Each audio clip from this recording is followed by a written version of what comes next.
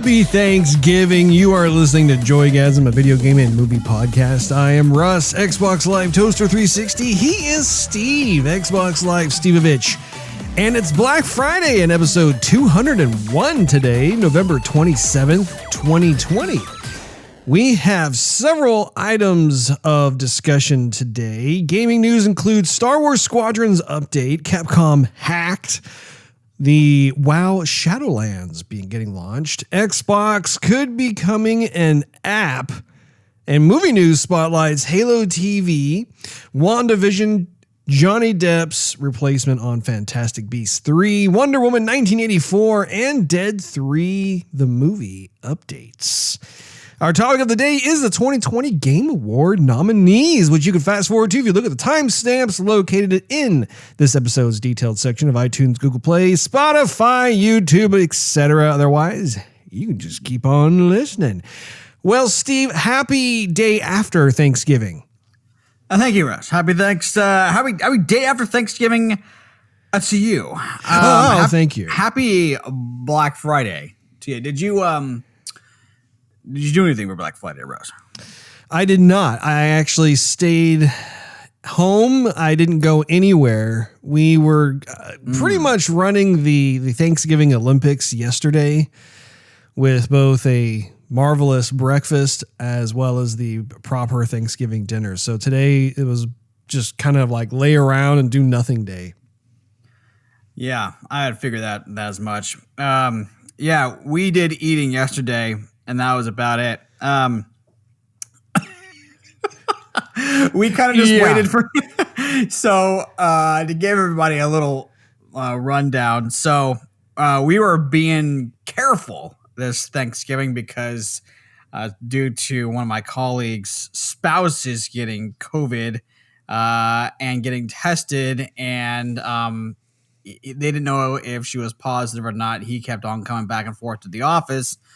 We didn't want to get anybody sick, of course. We didn't want to be hugging and kissing on anybody, hugging and kissing style. And so we decided to stay home. Well, Russ took it upon himself and his wife when I had asked, hey, so what are you making? What do you want us to make?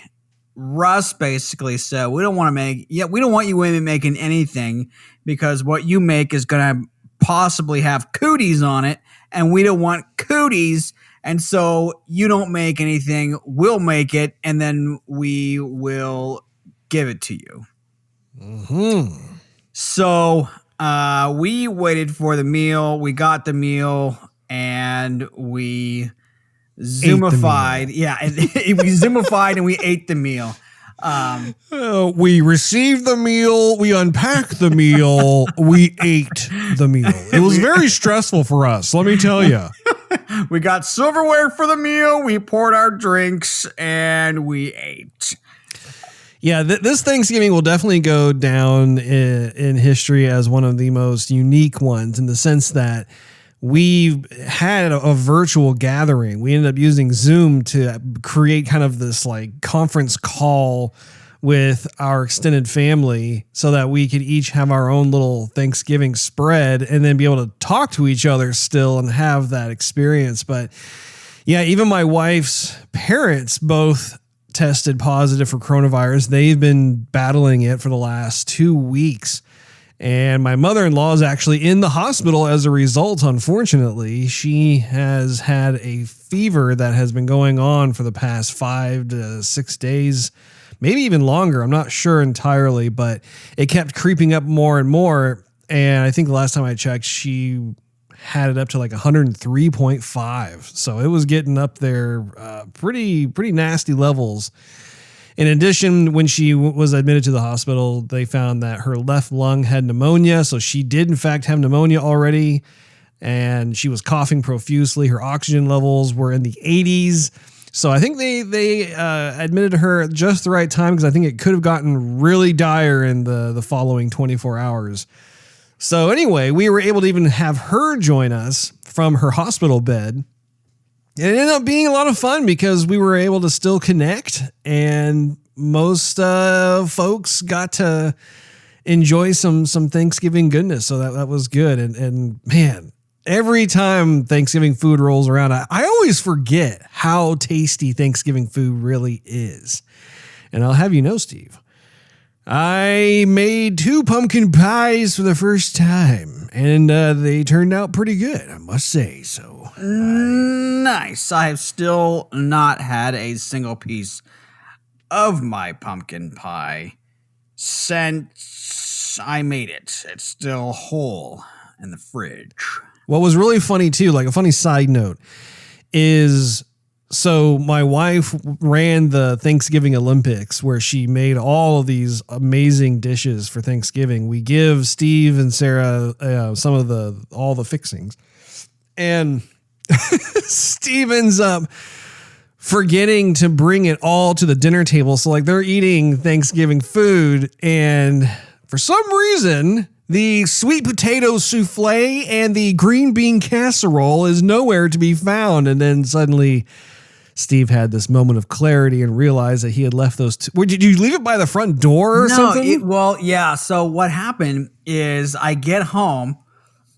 wifey makes me at the door, and she says, "Hey, do you need any help?"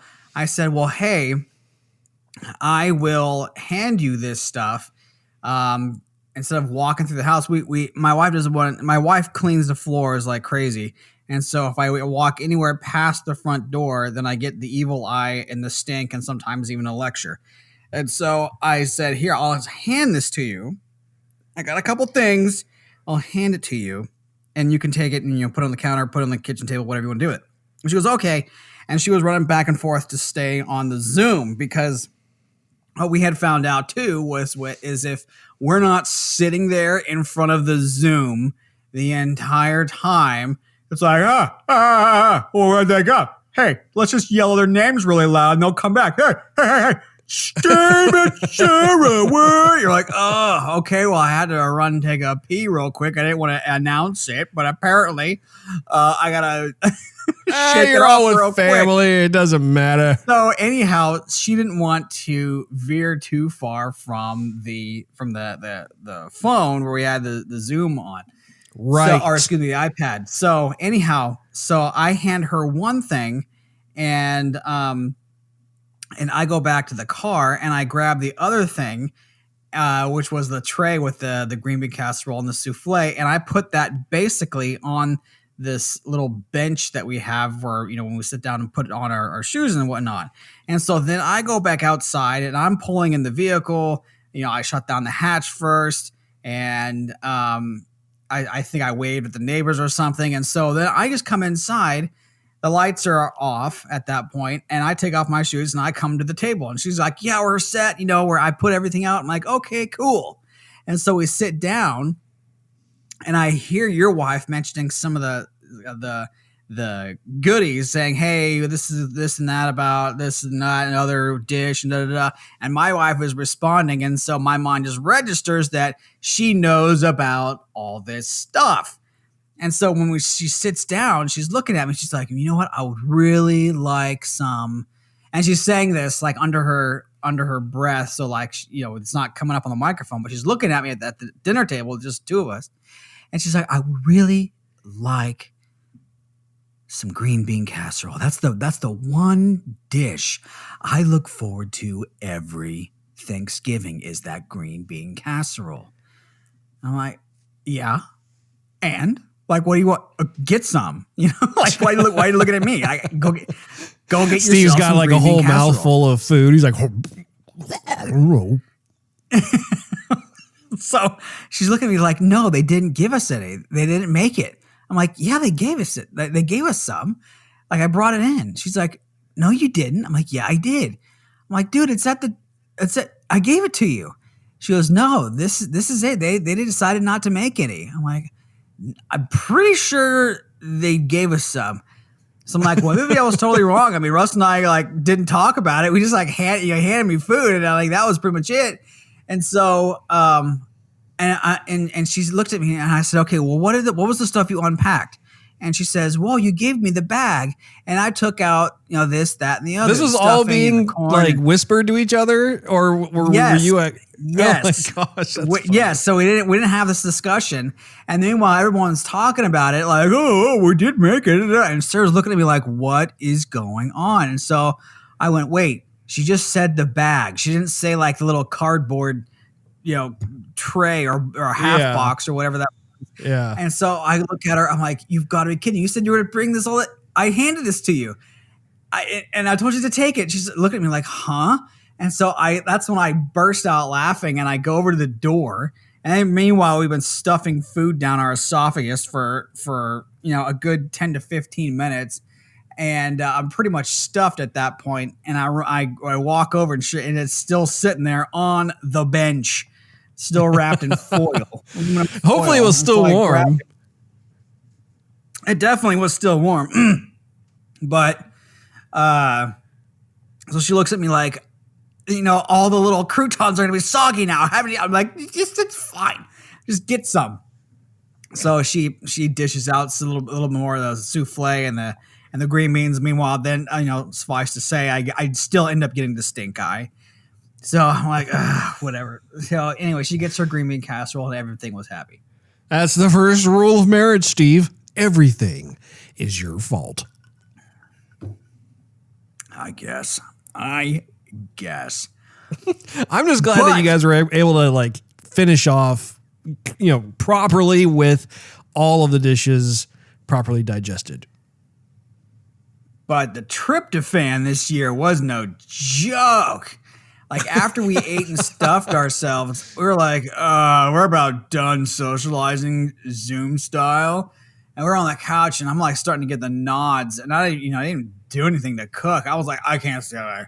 I can't stay awake. And then you say, we're going to put our little one to bed now. So we're going to go ahead and sign off. I'm like, thank goodness we're off too. And then, so we went to sleep and I didn't wake up the entire night.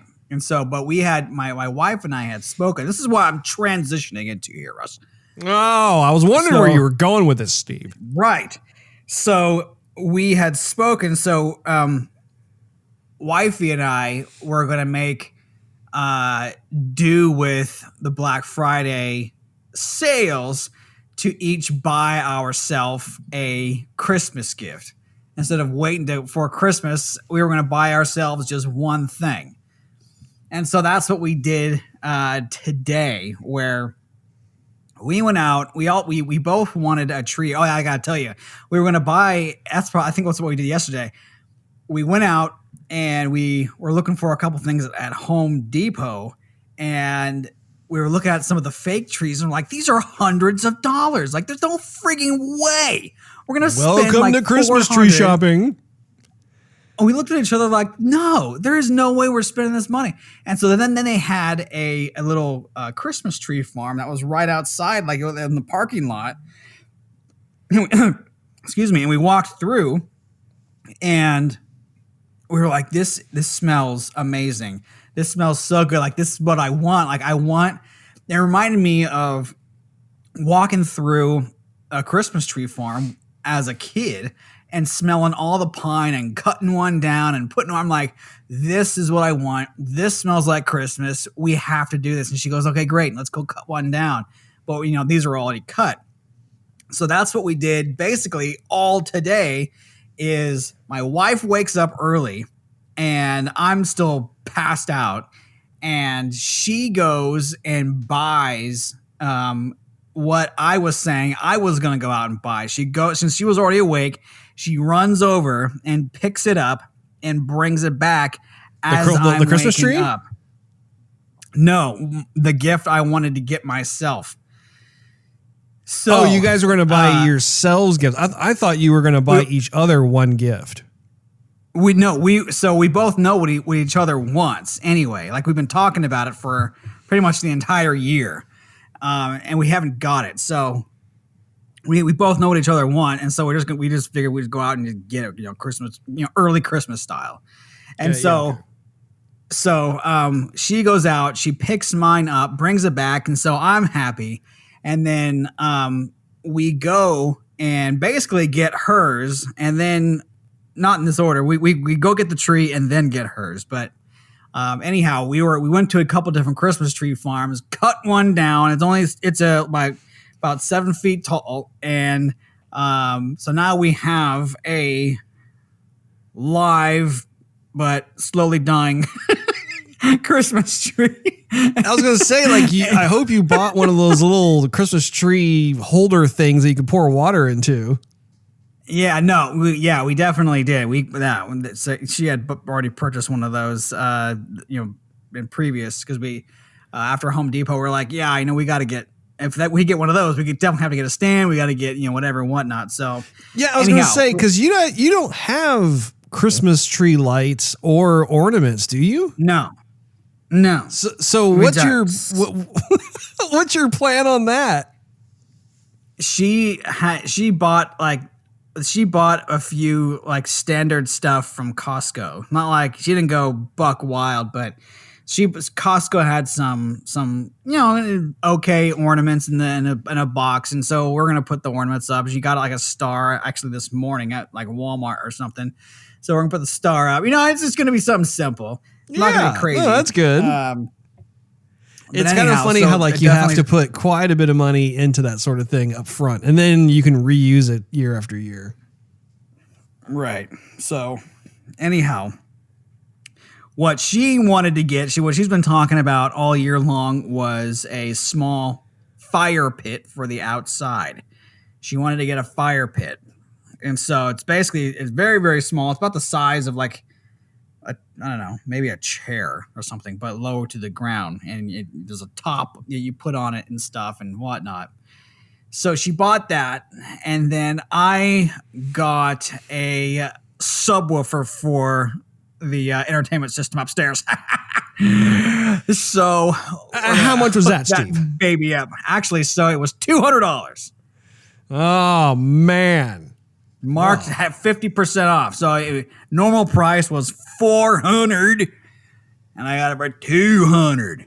Well, congratulations on that, good sir. I'm sure it's going to offer a little more of the old boomage. We're going to rumble the windows. You're going to hear us from your house. I was secretly hoping that you had gotten yourself an Xbox Series X somehow, some way. No one's got any of those, Russ. Yeah. I'm finding that out.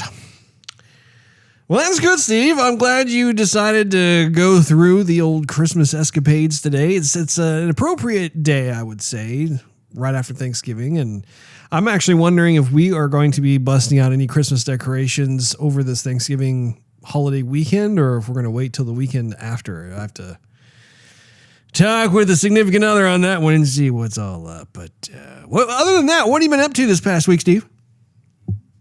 Well, we played the third Transformers again. We were still on the Transformers kick. We didn't really care for the second one that much, and she doesn't remember a thing about it. So I was like, skip it. And so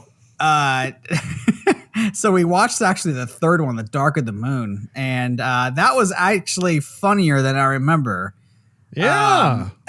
That to be. I mean, action-wise, we were pretty much done by the end of it. I mean, Michael Bay just went. I remember that was my one major criticism, was all of the slowdown. Like anytime there was an action sequence, they had to slow everything. And although you have been watching a lot of the Transformer movies recently, so it probably starts to kind of stack upon itself after a while. Well, we haven't watched a ton of them. We just watched the first one all over again, and then we watched the third one recently. So, I thought you said you watched the second one too. No. We did. She doesn't remember a thing about the second one, and I wasn't crazy about the second one, so we skipped. Oh, so you just skipped that one? Oh, I see. So, anyhow, we had a good time with it, but I mean, we were just kind of done with all those slow down action effects and everything. And by the end of it, we were like, okay, let's move on. Anyhow, so that was that. And you know what else I started playing though, Russ, is after we were twitching, I did actually get Resident Evil 3 for the low price of $19.99. Excellent. And so that reminded me why I don't play those games at night when I'm trying to wind down, go to sleep. Well, you have the nemesis just chasing after you constantly. That's a great way to unwind after a day. For my life. Exactly. So I'm like, you know what? Okay, I died. I was eaten. I am going to stop and play something else, in which case I played Soul Calibur 6. And that was wonderful. Another very calm game to play before you go to bed. Well, way more calm than Resident Evil. I will say that. That's true. I'm glad that you're playing more Soul Calibur. I felt like you were never going to actually pick it up and play it. And it was just unfortunate because I have been really enjoying it. And I know that you are a Soul Calibur fan. So it's great to hear that you are repeatedly putting that in and playing it. I sure hope they change their mind. I was playing it last night and I thought, man, this is the last one. But I'm going to expect and hope and wish that we'll be watching a game, maybe even with the Game Awards. But I'm waiting for them to the lights are going to go out and then we're going, okay, there's going to be a trailer. And all of a sudden they're just going to play the next Soul Calibur trailer and the audience is going to go nuts and I'm going to go nuts at home.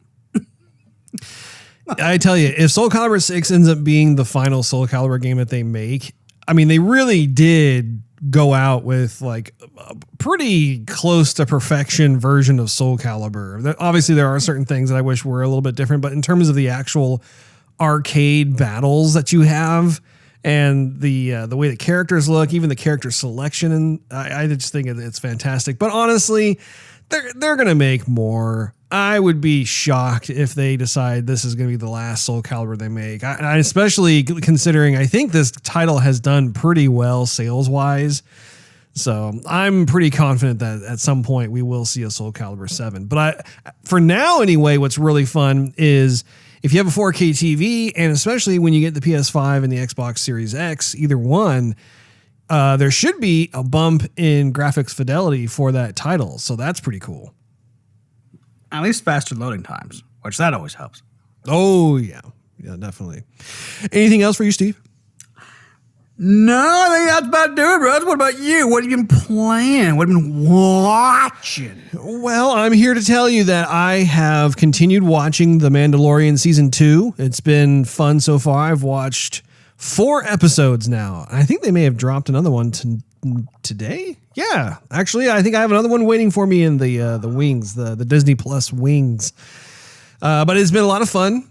It is totally going down that spaghetti Western path, and it's enjoyable, I must say. I do wish that there are certain things that are different, little nitpicky things, but overall, it is an entertaining show. It's not one of those shows where I'm like, oh man, this is epic, but it definitely has a certain unique quality to it where I can enjoy myself jumping into a different part of the Star Wars world. So I think that's pretty cool. The Xbox Series X that I have ordered is still stuck on pending. I thought I would let you know about that, Steve. Not exactly sure if I'm going to be receiving that anytime soon or not, apparently. I think I mentioned this before. I'll just say it again. The date of arrival for this is supposed to be December 23rd. So we'll see if that actually happens or not, which is a bit of a bummer just because Cyberpunk 2077 is supposed to be released on December 10th. And not so much do I want to wait 13 days until I can actually play that bad boy. You know what I'm saying? And I don't want to be able to start playing it on my Xbox One. I want the Xbox Series X experience. Ideally, I'd love to have the Xbox Series X with a 4K TV experience, but that just isn't on the cards right now because I'm broke. So it just goes without saying. It is what it is. You know what I'm saying, Steve? I have also been playing Final Fantasy VII Remake some more. I think I'm getting to the end of it, honestly. I think that's what you said last time. Well, okay, so I made it past and this is probably different from like the original Final Fantasy VII, but like I vanquished a certain type of creature that I had come across before. So it's like, okay, this creature is done for real this time. And I checked with our good old friend Brad, and he thinks that I'm actually getting pretty close to the end itself. So I'm trying to tidy up some of the other little side quests that I have not really paid much attention to. And I've been pretty good with that throughout the entire game, but I have a feeling there's probably one kind of like big battle that still remains before I get to the end of this particular portion of Final Fantasy VII. And I gotta say, the game itself is consistently beautiful. It's a gorgeous looking game. But one of the things that I discovered as I'm playing this, at least for this portion of the overall game, we'll have to see how it is in the next part. And I don't know if they're going to have like 2 or 3 more parts. Who knows? But they ended up designing this one where you're actually revisiting a lot of the same environments over and over and over again. And I don't know if that was necessarily the case in the original Final Fantasy VII when you are in Midgard. Or did you find yourself kind of revisiting some of the same areas to like talk to people or to do side quests or whatever? Do you recall any of that? Oh man, it's been a minute. You got to reach back to what about like 15 years ago? Longer than that, Russ. Longer. Actually, it's more like 25 years ago. Yeah, that sounds about right. Let's see. I'm playing the game. I'm in my room and ignoring everybody else. What's happening? Come on, haven't bathed in days. I got a centimeter thick oil on my skin. Full head of hair. Oh man, growing peach fuzz on my face. Yeah. Breaking out in back knee. This has absolutely nothing to do with Final Fantasy VII.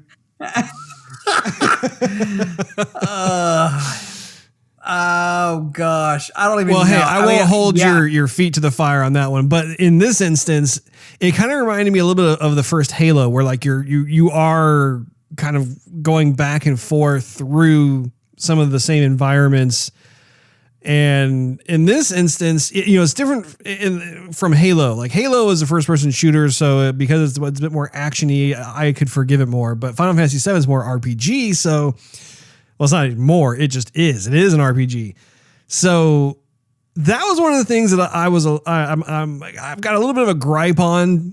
I just think, okay, this is kind of a dare I say, lazy way out when it comes to gameplay and game design and stuff, where they basically took, and especially because this is not the entire Final Fantasy VII game, they basically looked at it and said, okay, we have about 10 hours of gameplay here. How can we extend this out? Oh, I know. Let's go back and forth through these areas and make them do these certain things. And then that way we'll technically have about 40 hours of gameplay with part 1 of Final Fantasy VII. That's basically what it is. And luckily, like, the environments look awesome. I mean, the whole area just looks great and stuff, but it is a little bit of a letdown when you get to this part of the game and you realize, wait a minute, I've already gone through here. Why are we going back through this area? And, just minor complaint there. But overall, it is a lot of fun. We'll just have to see how it shakes out. I might be able to get through the whole thing maybe by the end of this weekend, so we'll have to see. Finally, I have been playing more Legends of Runeterra. Not sure if you have, Steve. Still haven't seen you online. A little bit. But one of the things I thought I would let you know about, in case you were unaware, is they have actually added additional new cards to the various regions that already exist. So like Bilgewater, for example, has several new cards, and I ended up unlocking them, and I was testing them out actually today to see what kind of different strategies you can use with them. So I thought I would pass that over to you so that the next time that you pop it up and you start playing it, I would suggest looking at all the different regions, because like I said, they've increased the number of cards for each one of the regions. So I thought that would strike your fancy a little bit.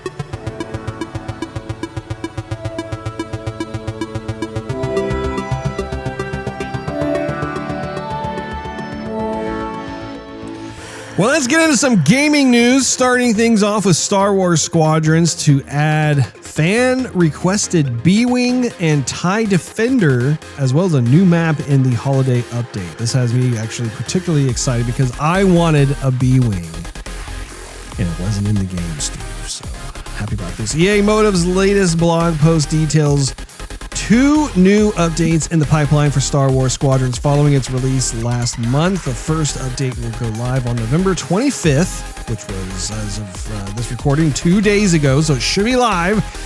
And we'll see 4 new Starfighter components added to the game and a new map added to the rotation. The new map, Foster Haven, will be familiar to those who have played through the game's story, as it's the first place you visit in the game. I have a quote here. It says, a fan favorite location from the single player story, and one we've seen requested for multiplayer is Foster Haven from the game's first prologue mission. The blog post continues on. In this update, the map will be added to fleet battles and the dogfight mode, end quote. Motive says that this map has been updated from its story mode counterpart to provide a new experience that will fit well with the other 6 maps in the game's multiplayer modes.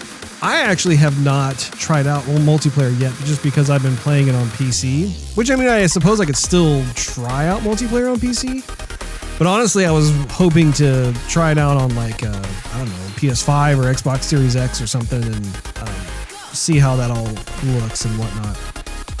We'll see though. The next update for the game goes live in December, and that's when it will bring with it 2 new starfighters, the B-Wing and the TIE Defender, both of which have been heavily requested by fans. The B-Wing will be categorized as a bomber, while the TIE Defender will be categorized as a fighter. What makes these 2 ships special, other than their unique designs, is the B-Wing's gyro cockpit and swiveling wings, and the TIE Defender's shields, which are not present in the Galactic Empire's other fighter ships. So I give a very rousing 2 thumbs up to those additions. I look forward to being able to check those out, especially doing the whole virtual mode when you're looking around the cockpit. When it comes to the B-Wing in particular, I look forward to just looking around and seeing how everything is represented. Did you never finish that game, did you? No, Russ, I don't think I've finished a game at all this year, save for Full Throttle. That is pathetic. For shame. Massive Capcom leaks reveal Dragon's Dogma 2, Street Fighter 6, and potentially more. Earlier this week, Capcom confirmed it was the victim of a customized ransomware attack that led to unauthorized access to its network. Capcom says corporate employee and customer information may have been compromised by the attack. Subsequently, materials from those leaks have been released onto the internet. While unable to verify them all, sources close to Capcom have told IGN that many are genuine. As more information from the leaked data packages continue to trickle out, Capcom's alleged game development plans for the next 4 years appear to have made their way online.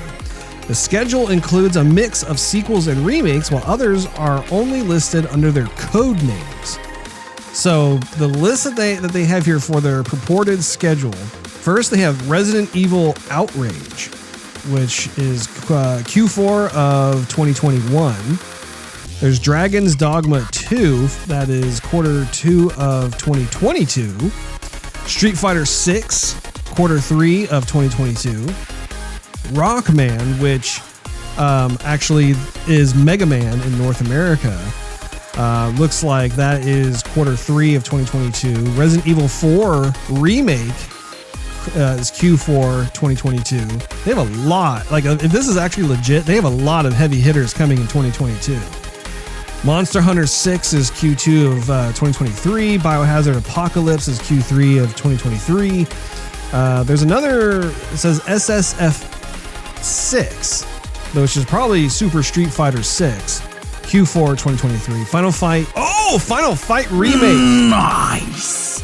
Q2 of 2024. Power Stone Remake is Q3 of 2024. I'm very excited. I'm a big Power Stone fan. Ultra Street Fighter 6, Q4 of 2024. And finally, Resident Evil Hank, which is likely it's supposed to be Hunk, Q4 of 2024. So the sources confirmed to IGN that some of the games included in the list are legitimate, including Dragon's Dogma 2 and Street Fighter 6, but could potentially be out of date. Many other games revealed in the leak are listed under code names. There is a part 2 to this whole story, but first of all, what do you think of that list if it is in fact true? Sounds like a lot of Resident Evils.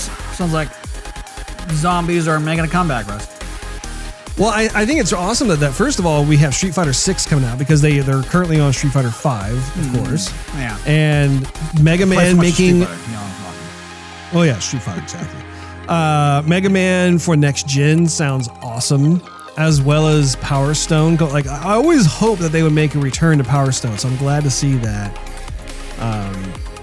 Yeah, lots and lots of Resident Evils. That's really cool. So the part 2 of the story is that former Capcom employees have feared for their private data after this massive hack on the company. So, once again, this massive ransomware attack on Capcom has leaked numerous high-profile games in development. But former employees are frustrated with how Capcom is handling its response to their personal information, which Capcom confirmed was compromised as part of the leak. A source close to Capcom who wishes to remain anonymous has shared with IGN that there is a worrying lack of communication between Capcom and former employees who want to find out more about how vulnerable they are following the ransomware attack on Capcom that briefly took the company's data hostage. In a press release from earlier this week, Capcom confirmed that among the information compromised by hackers, quote, personal information of former employees, including names, signatures, passport information, and HR information was accessed. So, my heart goes out to the employees of Capcom because, no one's private information like that should be vulnerable. No one should be able to steal that type of information because that's identity theft, basically. And in a perfect world, people would be able to just focus on their jobs, making great games and everything else. But unfortunately, you have some pretty insidious folks out there who want to just kind of poop on everybody else's parade. And so we'll have to see how this all works out. Don't poop on my parade. Don't crap on it either. It's amazing how similar those are.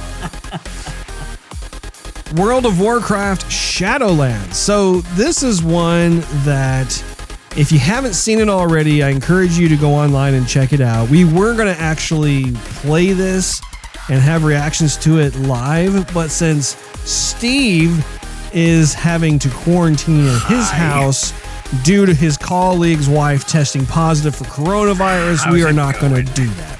However, the trailer itself, though, is really cool. It's exactly what you'd expect from Blizzard. High production values, really great sweeping vistas and stuff. So when you get a chance, go on YouTube, type in World of Warcraft Shadowlands. I think you'll enjoy it quite a bit. Now, the final gaming story that I have here is, and this is one that really surprised me. It does remind me a little bit of a conversation that you and I had, Steve. The header says that Xbox could be an app on your TV within a year, says Phil Spencer. In an interview with The Verge, Spencer was asked about what was stopping Microsoft from releasing Xbox as an app for smart TVs that meet a minimum hardware specification. The answer, it seems, is nothing.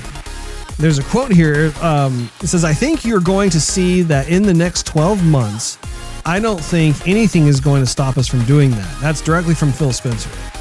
Spencer doesn't go into any specifics on the Mooted app, but we've previously heard that the Xbox exec discussed the idea of Xbox streaming sticks. And that could be used for streaming games through their xCloud after being plugged into the TV. So it's reminding me a lot of Stadia. These could even be made part of the Xbox Game Pass subscription cost. It's not clear if Microsoft is considering which approach to take, or if it will take both, allowing those with higher powered TVs simply to download the app, and those without to use a plug-in solution.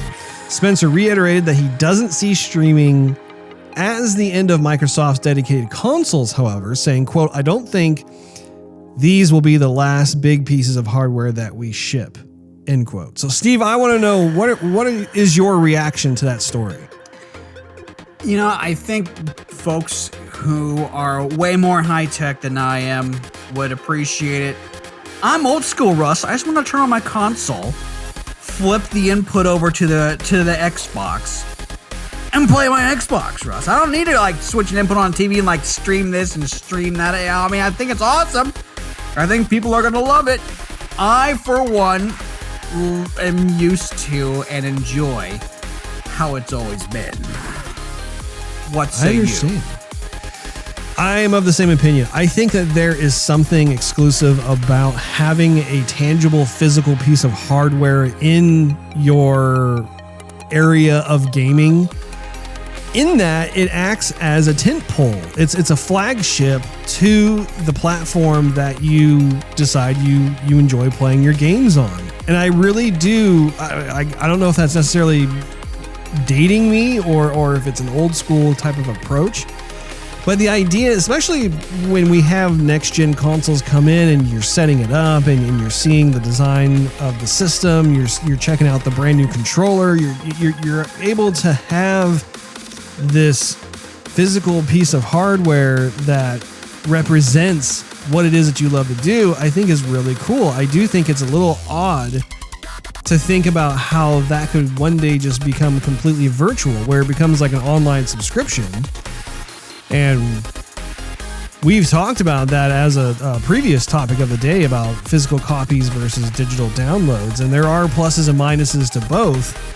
But it is interesting to me how open and transparent he was with that, considering the fact that the Xbox Series X has just barely launched and been made available. And for him to say that, I think there's more detail that is needed in terms of okay, well, what are the specifications in order to play a game that will look and perform the same way through xCloud as it does with the Xbox Series X. I think that remains to be seen. I don't know if it's going to be a watered down Diet Coke version of the game or if it's going to be something else entirely, but yeah, it's weird.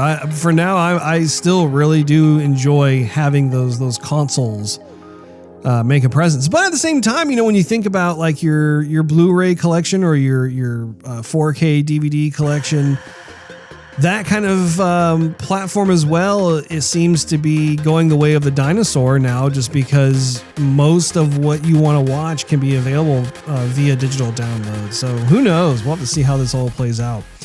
Pivoting over to movie news, Halo TV series recasts Cortana with original voice actress. IGN can exclusively reveal that Showtime's Halo TV series has recast its Cortana actress, bringing in Jen Taylor for the role. And you'll know Steve Taylor from her role as Cortana in all the mainline Halo games. Cortana, the AI that assists and occasionally turns on Master Chief throughout the game series, was originally due to be played on TV by Natasha McElhone, who was cast in a dual role, also playing Cortana's creator, Dr. Catherine was it Halsey? Sure, Halsey? That sounds about right, bro. Halsey, something like that. I wanted to say Haley, but I know that's not right. It's Catherine Halsey. Due to scheduling difficulties caused by the COVID-19 pandemic, the original actress picked can no longer complete her work as Cortana, but will continue in the role of Halsey. The Showtime series is being made in production with game developers 343 Industries and Steven Spielberg's Amblin Entertainment. Peaky Blinders and Black Mirror director Otto Bathurst is due to direct and executive produce the 9-episode first season. Does that make you excited at all, Steve? Yeah, I would say so, Russ. Do you have Showtime, Steve? I do not have Showtime, but I could probably still watch it indirectly through Amazon Prime. Really? I'll have to look at that. I was not aware. Now, the next story here is Marvel's WandaVision. So, this is a show that I've been looking forward to for some time. It's going to be on Disney Plus. And this particular article has new images and plot details revealed. So, going down the story, Marvel's WandaVision aims to take the Marvel movie template and turn it into a 6 consecutive hour-long sitcom episode. So basically, every episode's 1 hour long, and there are 6 episodes. I think that's my understanding of it. A new report from Entertainment Weekly explains that the show will cycle through homages to multiple eras of classic TV, beginning with a full black and white episode filmed in front of a studio audience, which I thought was pretty snazzy after reading about that. Set after Avengers Endgame, Scarlet Witch and Vision are living as a married couple in the suburban town of Westview, trying to hide their powers, but before long, their perfect world begins unraveling for reasons still unknown. Now, the head writer explains that, quote, the show is a love letter to the golden age of television. We are paying tribute and honoring all of those incredible shows and people who came before us, but we're also trying to blaze new territory, end quote. They even went so far as to ask sitcom legend Dick Van Dyke for advice on how to make the show authentic, which I thought was also like a nice little chestnut of information there. I thought, well, he probably would have like quite a few different little tips and stuff to, be able to bestow upon them. The show will also feature the character development and action expected of MCU stories. There's a quote here from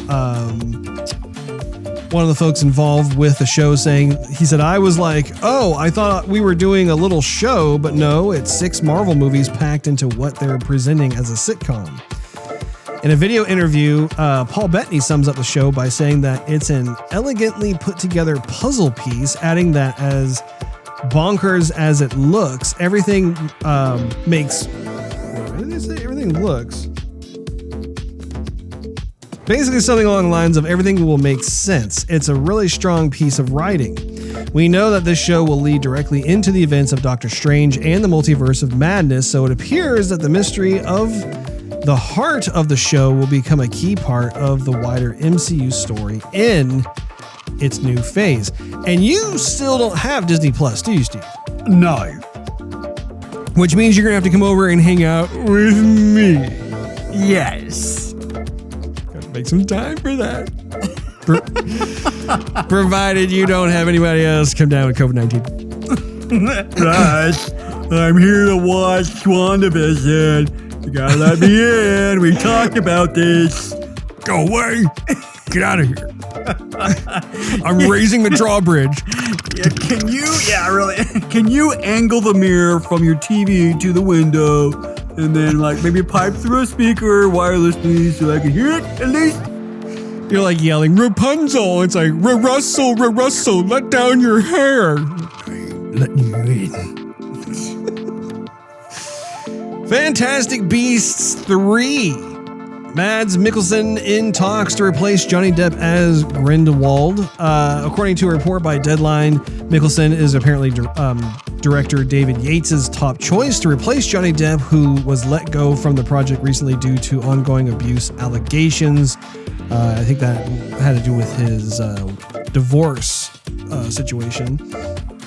According to The Hollywood Reporter, Johnny Depp filmed just one scene for Fantastic Beasts 3 before Warner Brothers asked him to resign, but due to his contract, now listen to this, Steve, which is a pay-or-play deal, Depp will still make his full 8-figure salary on the movie despite his single scene's worth of work. How would you like to have that contract where you work, huh?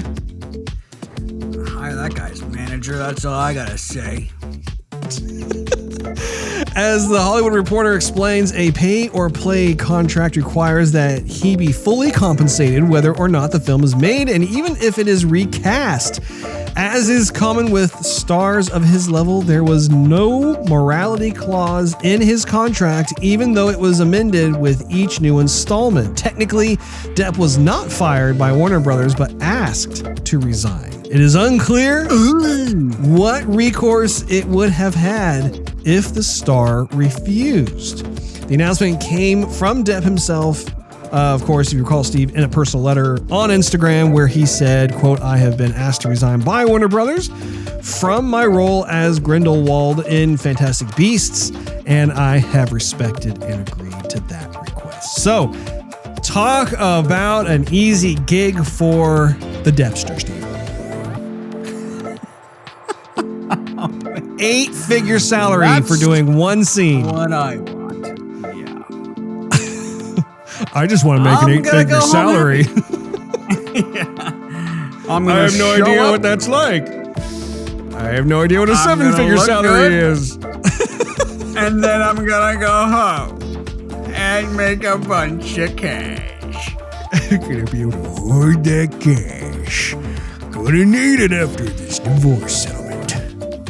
Wonder Woman 1984 releasing in theaters and HBO Max on Christmas Day. The news first broke via a leaked. How about that? Try that on for size, Russ. The news first broke via a leaked trailer for the Wonder Woman sequel, and how Warner Brothers has confirmed the news. According to their press release, Wonder Woman 1984 will be available to stream on HBO Max for 1 month starting December 25th, and presumably will return to HBO Max later in 2021 after the home video release window. Warner Brothers also confirmed the movie will be released in select international theater markets beginning on December 16th. Director Patty Jenkins has also confirmed the news on Twitter. Quote, "At some point, you have to choose to share any love and joy you have to give over everything else. We love our movie as we love our fans, so we truly hope that our film brings a little bit of joy and reprieve to all of you this holiday season." End quote. This makes Wonder Woman 1984 one of a handful of major 2020 blockbusters to be released digitally rather than be pushed to 2021. Unlike Disney's Mulan, which was added to Disney Plus as a premiere access title for an additional fee, Wonder Woman 1984 will be available to all HBO Max subscribers at no additional cost. How about them apples, Steve? Nice. That's awesome. Do you have HBO Max, Steve? I do not. Well, you're in luck, Steve, because I do. So once again, you can come over to Mikasa and be able to watch Wonder Woman 1984. Maybe even on Christmas Day. We'll see how that works out, Steve. Deadpool 3. The final story here that I have on my movie docket of news is that they are moving forward at Disney with new writers. Many had wondered if the R-rated film would be too much for the family-friendly franchise. However, the franchise seems to be prevailing as Disney and Marvel Studios are moving forward with Deadpool 3, and Ryan Reynolds is returning to produce and star. Deadline's Justin Kroll, who broke the news, took to Twitter to clear some things up about the Deadpool franchise, noting that the third installment is still going to be R-rated, which I think is a very good idea. Wouldn't you say, Steve? Of course, Russ. A third option was always expected after the second movie. Well, we didn't want the third film to be like PG or PG-13. That would not be appropriate for Deadpool. Yeah. No G-rated Deadpools, please. There have been concerns that Marvel would want to tone Deadpool down in order to work him into the MCU. Fortunately, those two things are not mutually exclusive, and his foul mouth will continue in the third movie. Batting away the Kool-Aid. Exactly. While the tone is set to remain, the change in writers does represent a first for the record-breaking franchise. Both Deadpool movies were written by Rhett Reese and Paul Wernick, so this third installment will be the first without them attached. Hopefully, it'll continue to do well. I've heard that the new replacement writers used to work for the TV show Bob's Burgers, so we'll have to see how that all pans out there. And that is your movie news, Steve.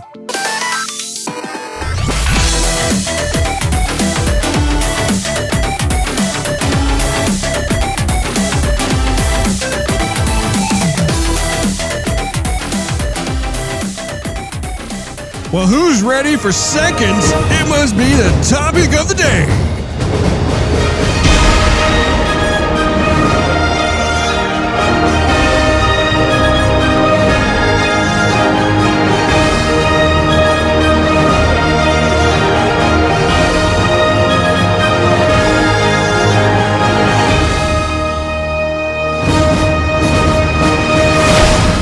Topic of the day is the 2020 Game Award nominees. Jeff Keighley has announced the nominees for the Game Awards 2020. The nominees in each category are now available for public voting, and winners will be awarded as part of the Game Awards 2020, which will be live streamed on December 10th.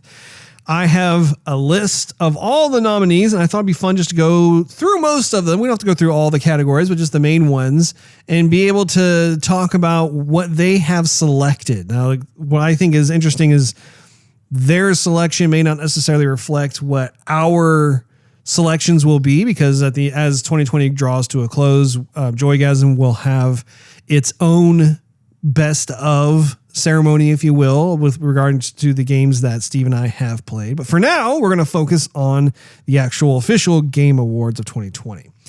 So to kick things off, Game of the Year.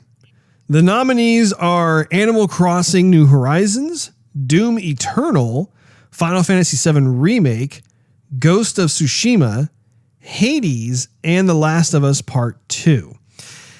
This is going to be a bit of a challenge for you, Steve, because you've basically only played one of those titles.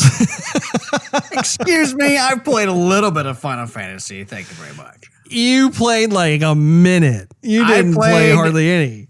15 minutes. Sure. But when it comes, okay, so out of the quasi 2 titles you've played, which title do you think will win? Not necessarily like which one you want to win, but which title do you think will clinch the Game of the Year at the award ceremony? Ghost of Tsushima, Russ. Ghost of Tsushima. That's what you said, Steve? Yeah. I humbly believe that Ghost of Tsushima will walk away making it rain, dollar bills style, and will take home not just this award, but quite a few awards, Russ. I was looking at, I was looking at a few of the other titles, and granted, I have not played them, so my opinion counts for about 50 cents.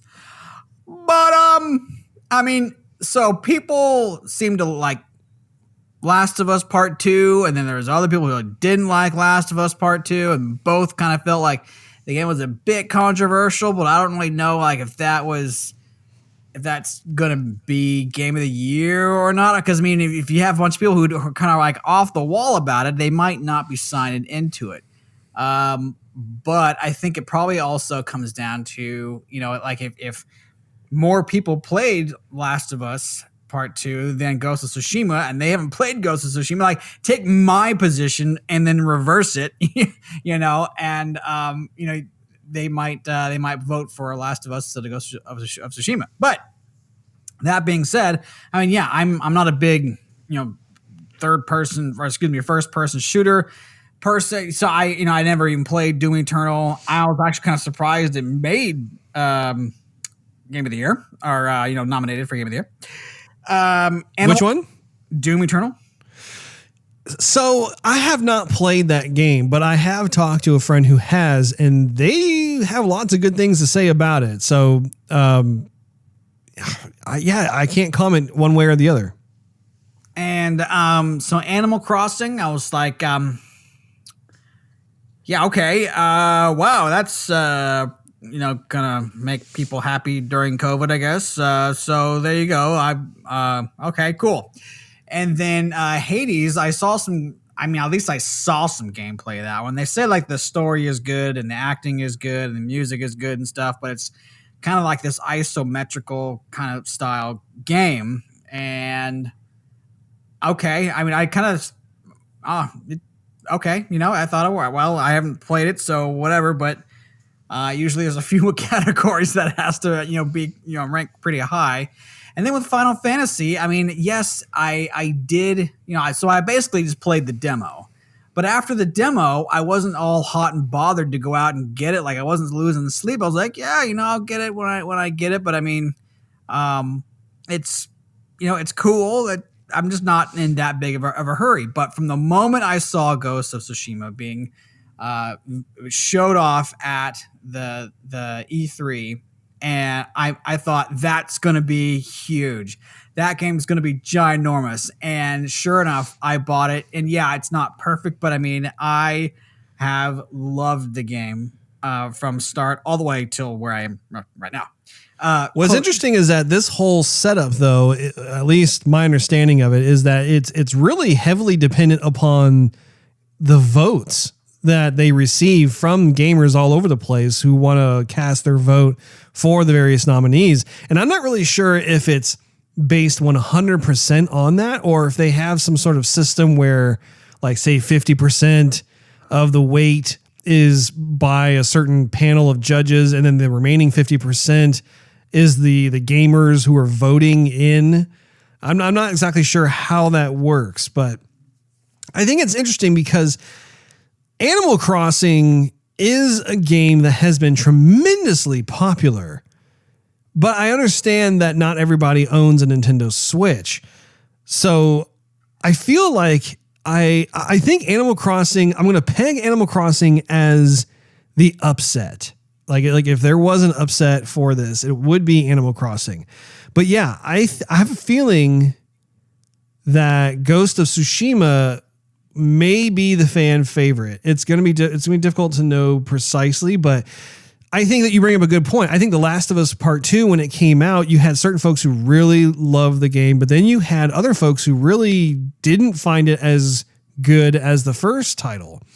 So I think it's going to be interesting to see how that ultimately plays out. My gut tells me that I don't think The Last of Us Part 2 will win Game of the Year. I think it's going to be probably... Honestly, I think it's going to be between Ghost of Tsushima and Animal Crossing. That's kind of where I'm at. I think Final Fantasy VII Remake will get a certain number of the votes, but I don't think it will ultimately win.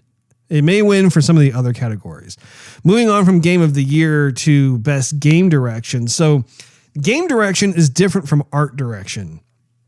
I'm assuming that as the game direction stands, it's probably like Best Game Design almost in a way. Or maybe it's more creative, overarching direction. But a lot of the same titles are in this. You have Final Fantasy VII Remake, Ghost of Tsushima, Hades. They did add in Half-Life Alyx, but then they also have The Last of Us Part 2. Which one of those do you think is going to win? Alex? I think it's Alex, Russ. I think it's just spelled like super, modern style. Super fancy. That's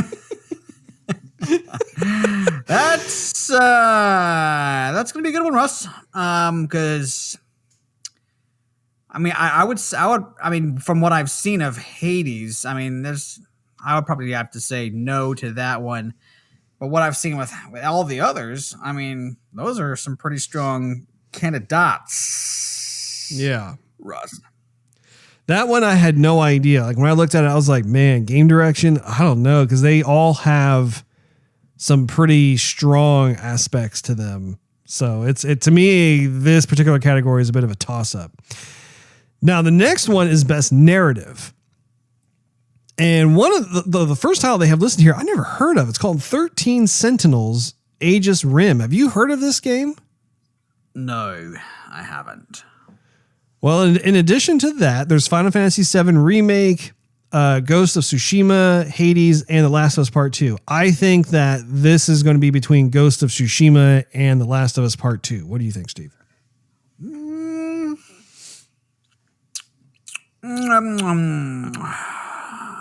Yeah, Russ. Well, of course, it definitely could be Ghost of Tsushima because I'm just gonna say that one could be quite possible for pretty much anything. But the 13 Sentinels, who knows? I mean, that's a wild card there. Well, have you heard of it or not? Well, it doesn't matter if I really heard of it or not. I mean, they definitely have, and other people have. And so it definitely must pack some sort of punch. We'll have to see how that plays out there, Steve. Now, okay, Best Art Direction. We have Final Fantasy VII Remake, Ghost of Tsushima, Hades, Ori and the Will of the Wisps, and The Last of Us Part 2. This one is also like a big toss-up because Final Fantasy VII Remake, we can all agree, I think that they were extremely successful in revamping and remastering a classic game from the 90s. And it looks amazing. They use the Unreal Engine. Super, super cool. The next title is Ghost of Tsushima. Again, wonderful art direction in this game. But there's just plenty to really feast your eyes on, especially the color palettes. I mean, that was something that like no one had seen before.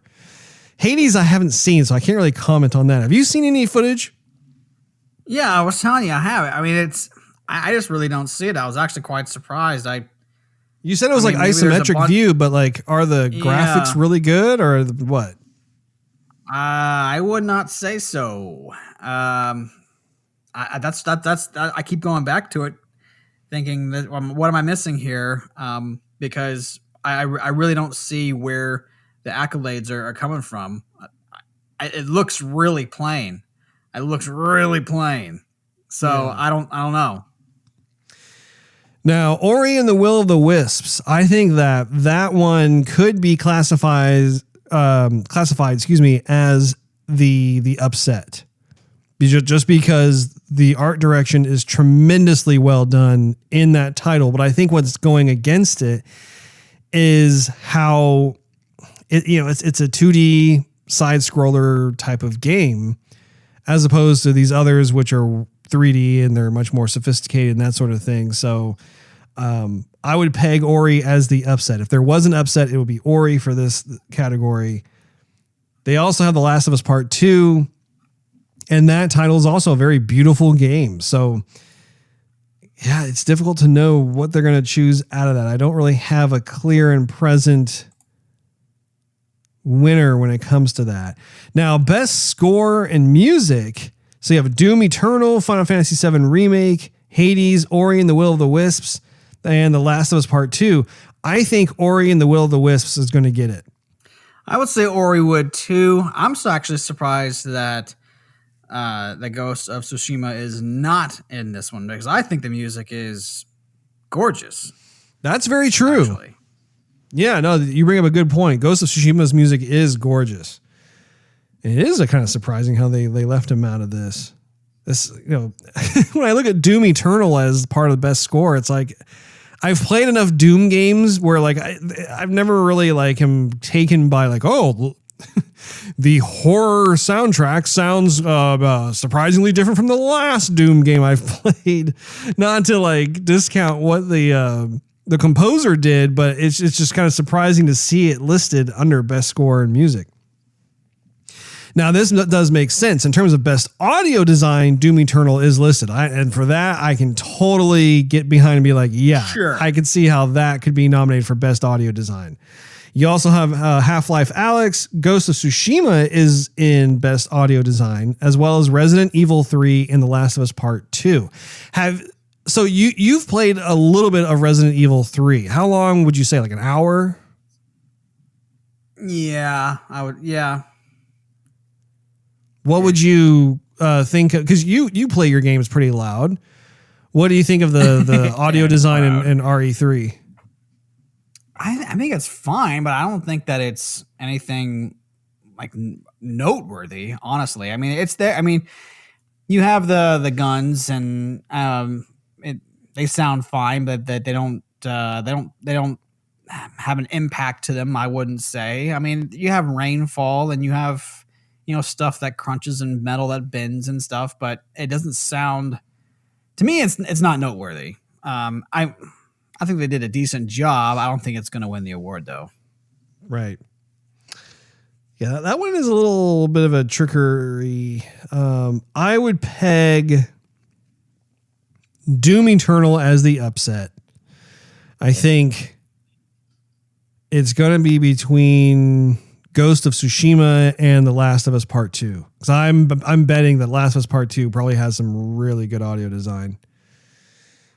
I would say maybe Half-Life would be the upset, because when I was playing Half-Life, even on the earlier systems, like the sound was pretty darn good. Granted, I have not played this one, but I would venture to assume that they held the standard. Okay.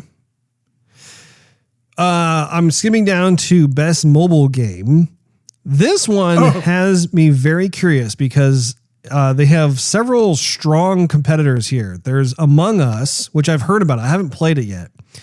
Call of Duty Mobile, which I have played, and I am impressed at what they were able to achieve with that game, because you really can actually have, albeit a more of a basic experience, but it is still most definitely Call of Duty. You have Genshin Impact, which, and again, this is a title that I've heard a lot of really good things about. I'm planning on picking it up and trying it out. You have Legends of Runeterra and Pokemon Cafe Mix. I think it's going to be between Legends of Runeterra, Genshin Impact, and Call of Duty Mobile. That's what I'm thinking. It's going to be one of those three. Honestly, yeah. What were you going to say? A friend of mine was showing me Among Us, and I really didn't think it was that appealing. So, okay, yeah, I would say I'm gonna. Obviously, I'm a big fan of Legends of Runeterra, but at the same time, I mean, the game is so well done. I'm going to guess that the voters will agree with me on that. I think Legends of Runeterra will win Best Mobile Game. If not, I think probably the next one in line will be Genshin Impact.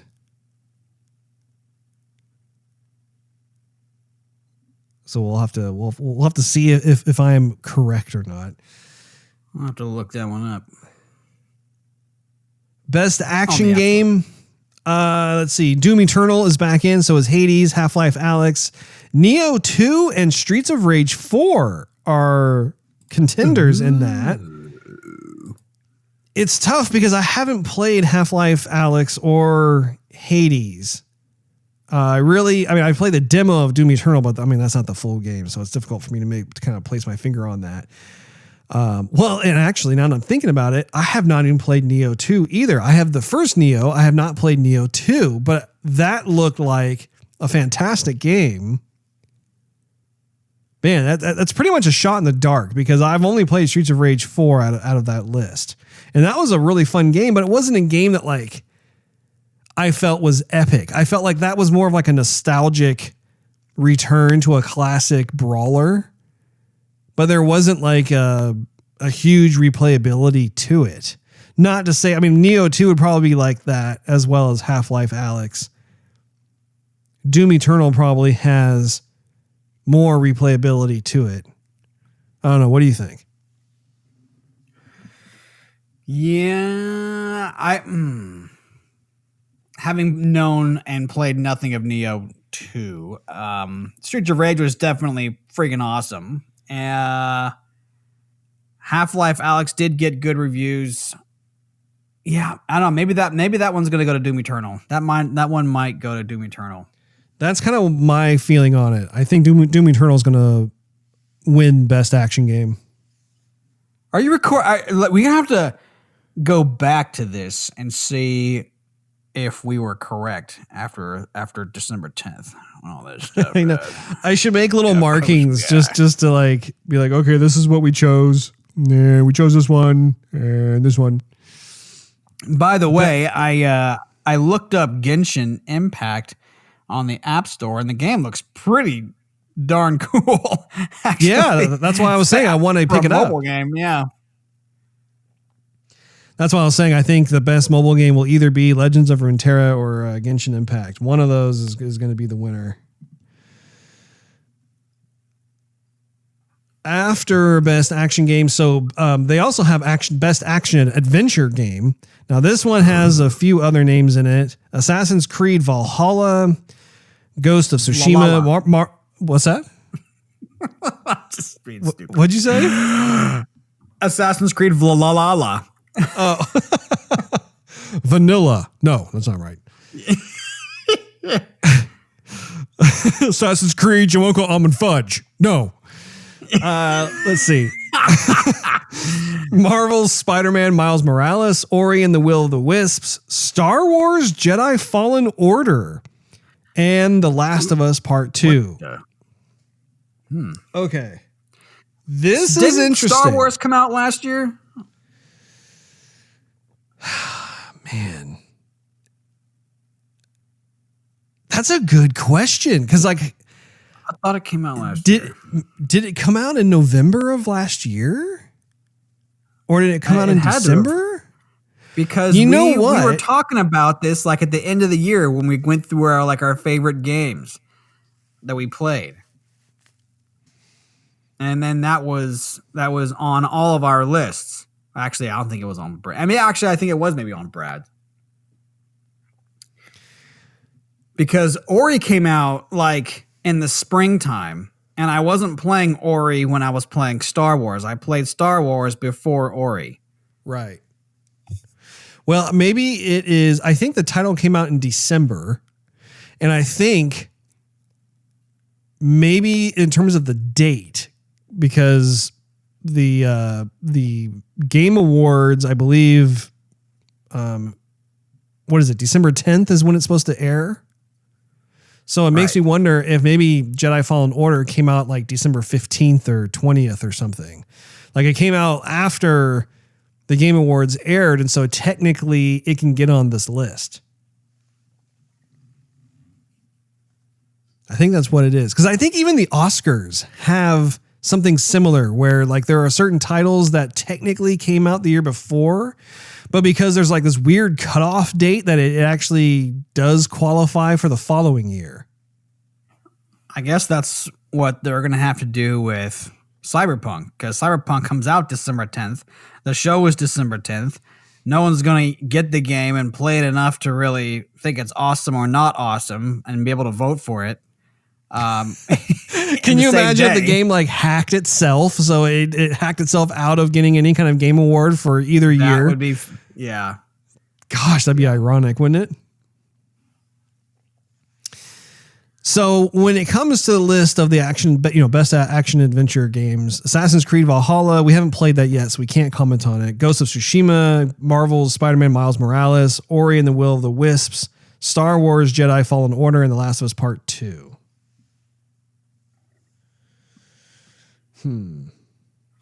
I am going to say it's going to be between Spider-Man and Ghost of Tsushima. I think that although Ori was fun to play and it was beautiful, and for me, quite a different gaming experience than I have had for a long time, I don't think I would put it in the best action adventure category. I know nothing about Last of Us Part 2. I've just seen a video. No play whatsoever. Same with Assassin's Creed Valhalla, but I've played plenty of other Assassin's Creeds where some of them it's really hit and miss. So I've heard nothing but good things about Miles Morales, and of course I played a crap ton of Ghost of Tsushima, and so I would say it'd be between Spider-Man and GOT.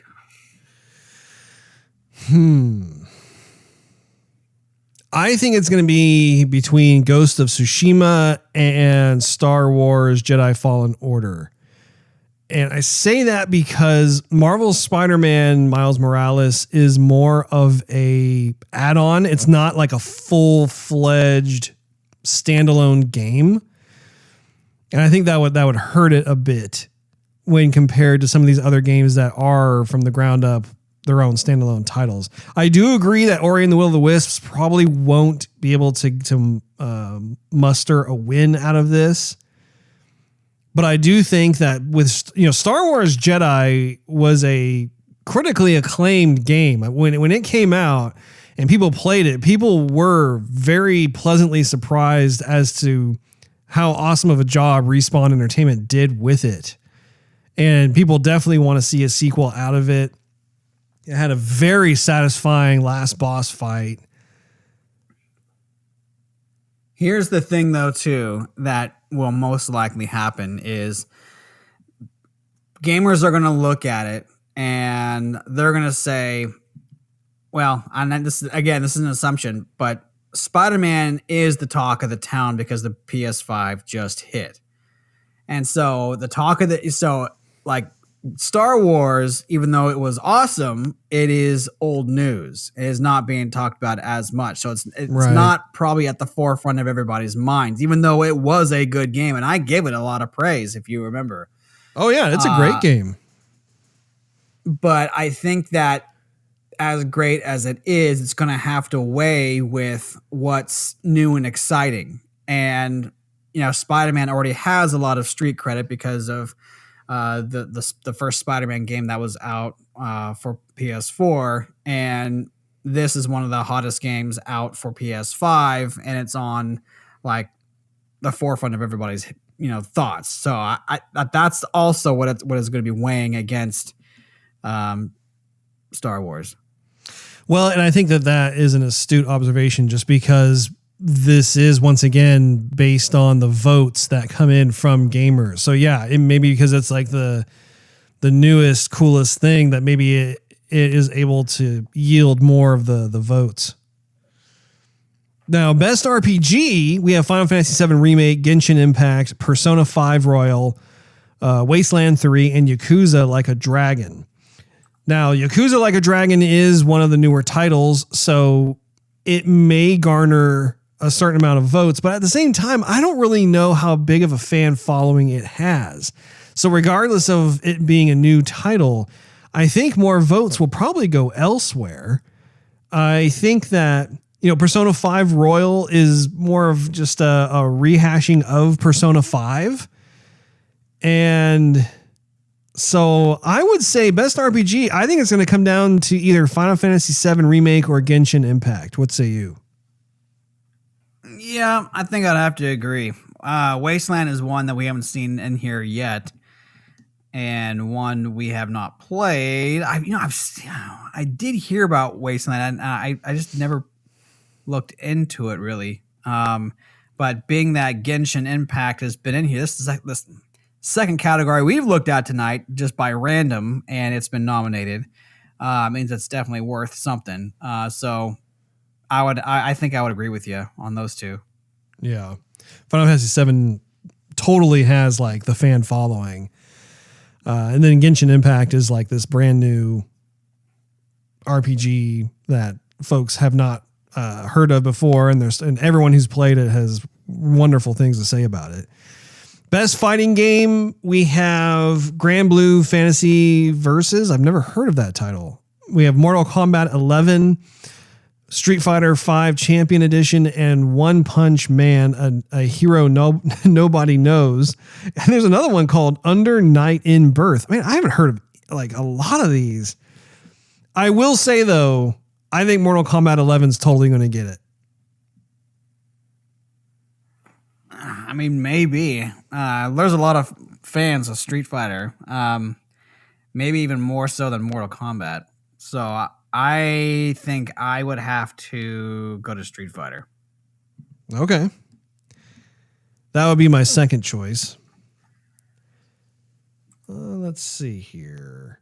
Moving right along. We have the best sports racing game. There's Dirt 5, which we haven't tried out. There's F1 2020, FIFA 21, and NBA 2K21, and Tony Hawk's Pro Skater. Yeah, we might as well. I mean, this is not intended to convey our disinterest in the category. It's just that we literally haven't tried any of those games. And I don't even know how popular FIFA is always a popular brand. NBA 2K21 is a great game. At least I've heard through the grapevine. So we'll pass on that one for now because it would be kind of a shot in the dark for us.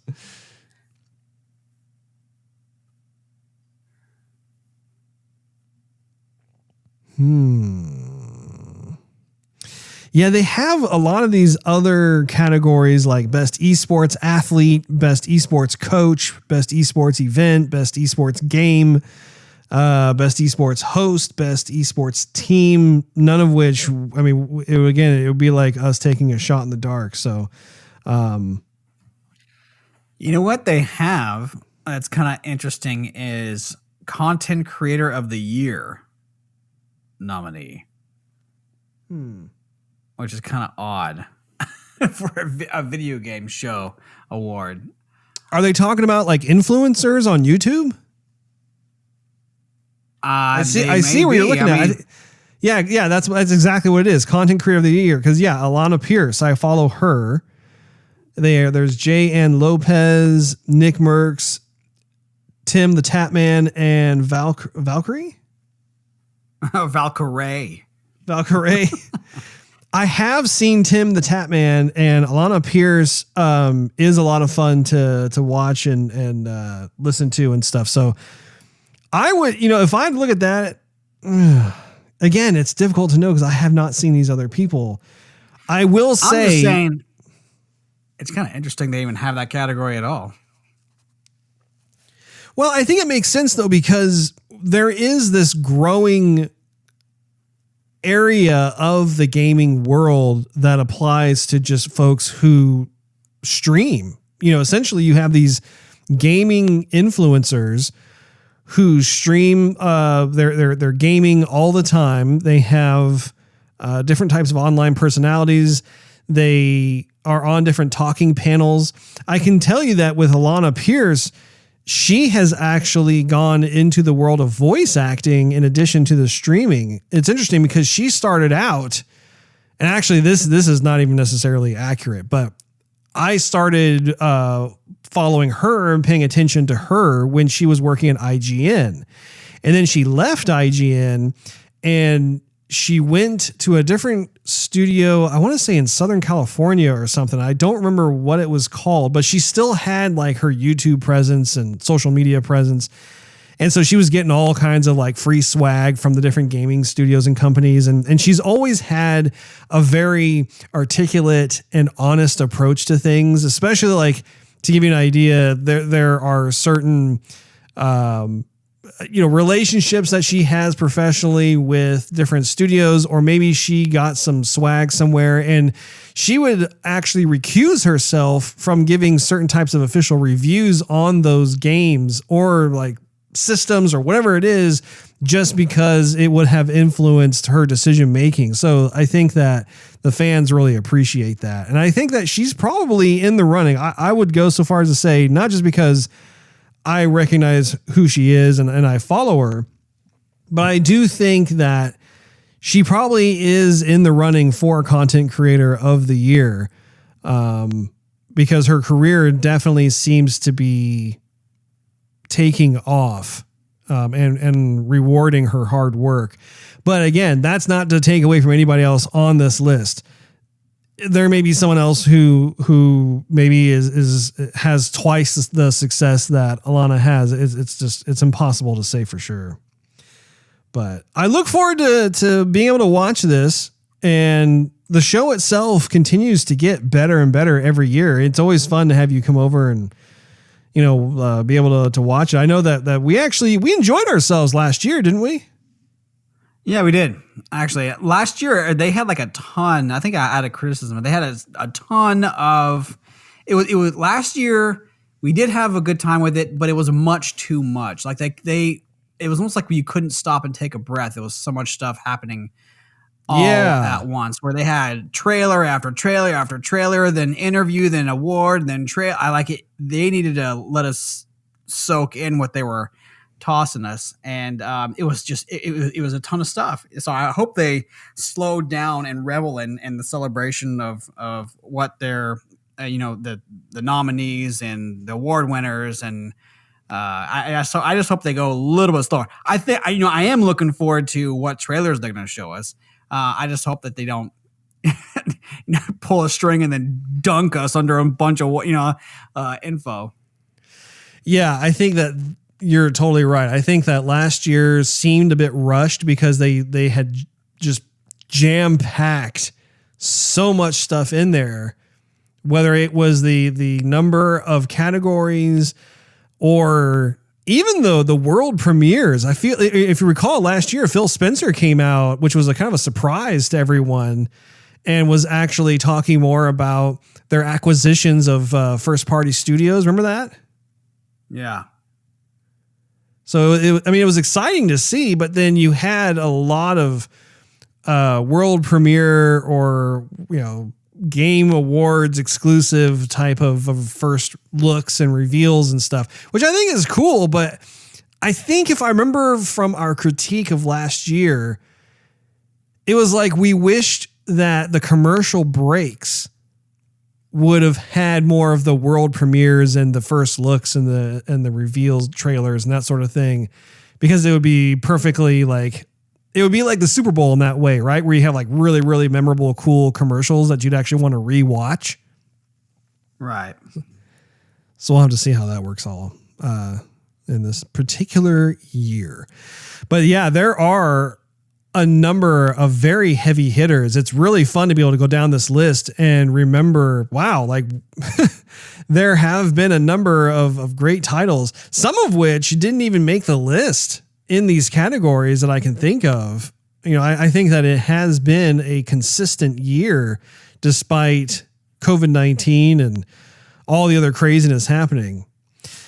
That wraps up this episode of Joygasm. Make sure you tune in next week. Thanks for hanging out with us. If you enjoyed this episode, we invite you to check out patreon.com/Joygasm, which is spelled JOYGASM, and consider becoming a monthly contributor. You'll get exclusive perks and early access to the show, but not to mention, it really helps us doing what we love to do. Also, you can follow us on social media and YouTube. Just do a search for Joygasm TV. Last but not least, search Joygasm TV on Twitch to see us stream our gaming adventures live every Wednesday night at 9:30 p.m. Central Time. We will see you all next week.